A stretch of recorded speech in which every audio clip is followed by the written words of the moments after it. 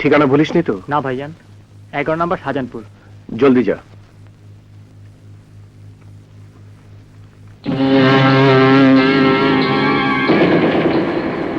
দেখি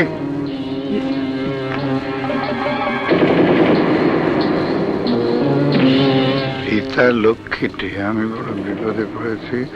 মা হঠাৎ জ্ঞান হারিয়েছেন, তাই আসতে দেরি হচ্ছে, কিছু মনে করো না। মার জ্ঞান ফেরা মাত্র আমি আসছি। তোমার রাসেল। এদিকে আয়।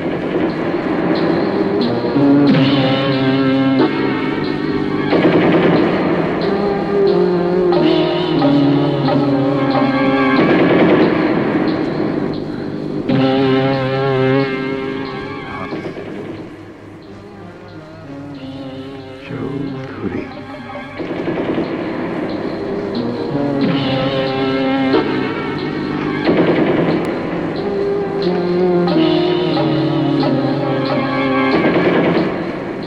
নে, কিন্তু সাবধান, একটা কাকপক্ষ যদি জানতে পারে তাহলে তোকে আমি গুলি করে মারব।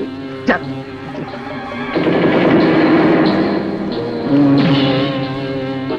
লক্ষ্মী।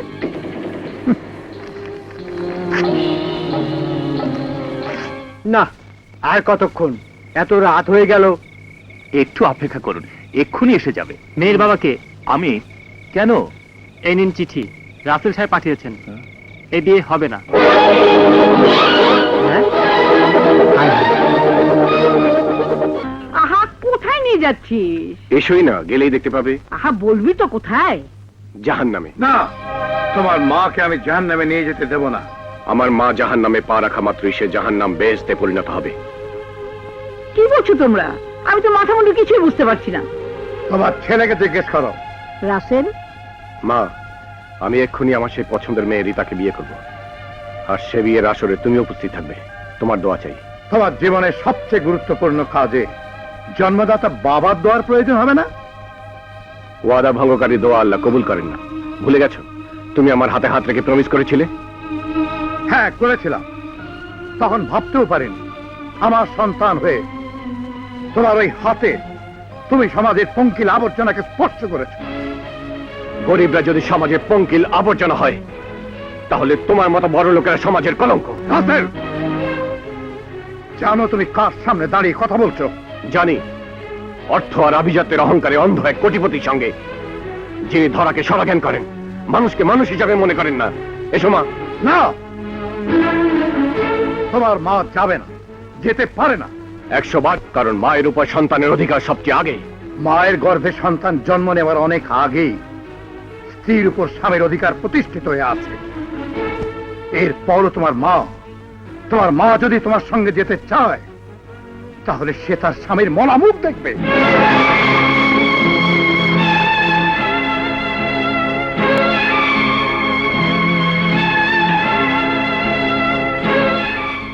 বেশ, যে বাড়িতে মায়ের উপর সন্তানের দাবিকে গলা টিপে হত্যা করা হয়, সে বাড়িতে রাসেল থাকে না।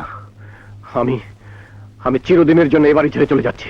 রাসেল, রাসেল, যাস নে বাবা, কথা শোন।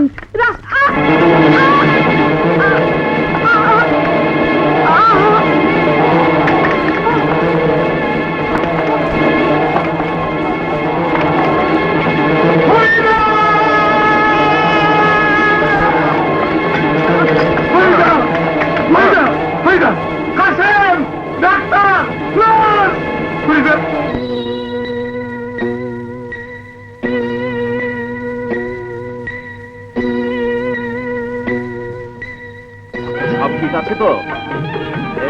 এদিকে নিয়ে যাও। হ্যাঁ, পানিটা এদিকে নিয়ে যাও।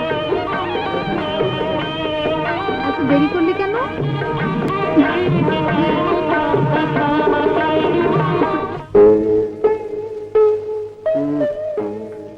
জ্ঞান ফিরতে কিছুটা সময় লাগবে মিস্টার চৌধুরী।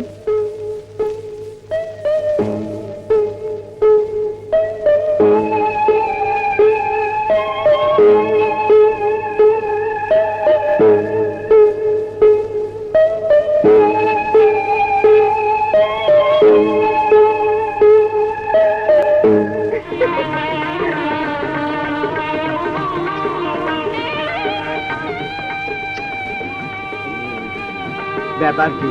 রাচেল সাহেব এখন আসছে না কেন? ঠিকানা বলিসনি তো? না ভাইজান, 11 নম্বর শাহজাহানপুর। জলদি যা।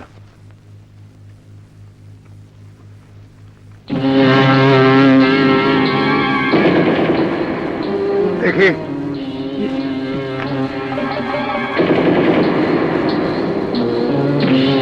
পিতা লক্ষ্মীটি, আমি বড় বিপদে পড়েছি। মা হঠাৎ জ্ঞান হারিয়েছেন, তাই আসতে দেরি হচ্ছে, কিছু মনে করেন না।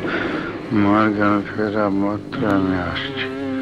তোমার রাস্তা এদিকে আয়।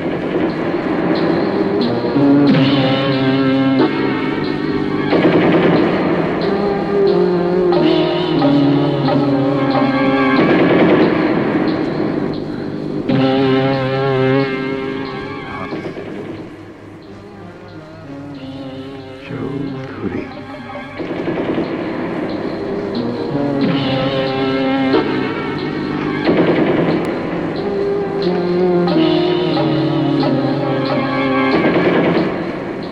নে, কিন্তু সাবধান, একটা কাকপক্ষ যদি জানতে পারে তাহলে তোকে আমি গুলি করে মারব।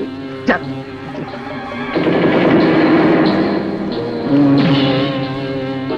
লক্ষ্মী,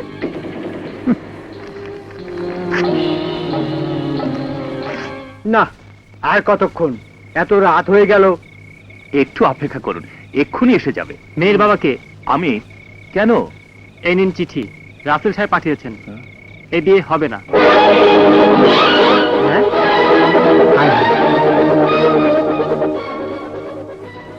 বাবার কথায় আমার মোহ ভেঙে গেছে। বোকার মতো আমি তোমার প্রেমে অন্ধ হয়েছিলাম। বাবা আমার চোখ খুলে দিয়েছেন। হ্যাঁ, তোমাদের মতো উচ্চাভিলাষী অর্থলোভী গরিব মেয়েদের কখনো স্ত্রীর মর্যাদা দেয়া যায় না। তুমি তোমার নিজের পথ বেছে নাও, রাসেল।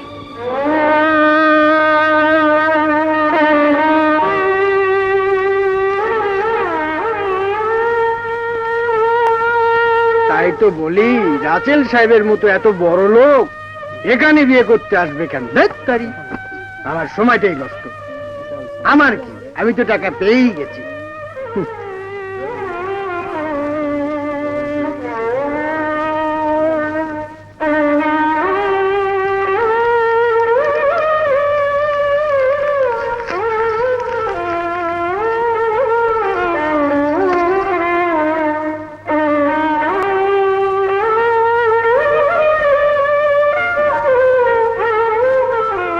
মা,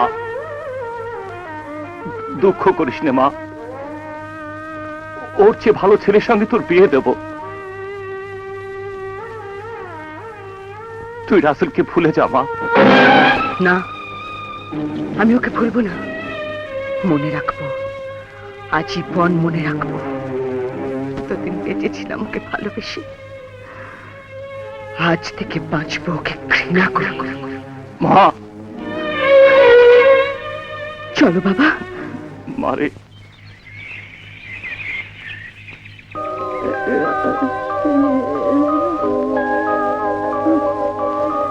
মা, সে ইজ আউট অফ ডেঞ্জার, কিন্তু খুব সাবধানে থাকতে হবে। আপনার এখানে থাকলে উনি কথা বলবেন, যা ওনার ক্ষতির কারণ হতে পারে। চলুন, সবাই বাইরে চলুন।